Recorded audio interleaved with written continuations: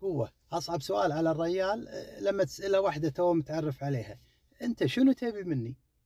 هني نص الريايل يتوهقون بهالسؤال، أصلا يربط لسانهم ما يعرفون شنو يبون.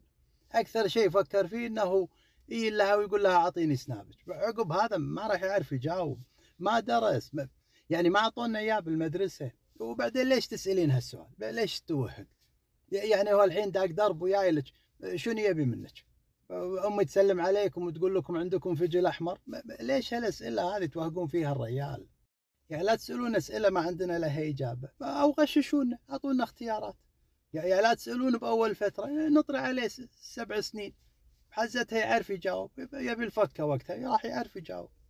بس يعني عقب اسبوع تعال انت ايش تبي مني؟ شو اجاوب مثلا؟ ابي اهداء صوت الجريح حق عبد الكريم، شو اقول؟ وعقب اذا جاوب جواب غبي قلت ما يستاهلني، وهو يلا يلا حفظ له كلمتين وقالهم.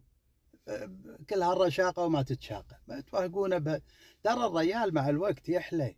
يعني الريال نفس الفراشه، بدايتها دوده، عقب تحلى تصير فراشه. نطروا عليه، نطروا عليه، خلي يصير فراشه، ولا توهقونا بهالاسئله.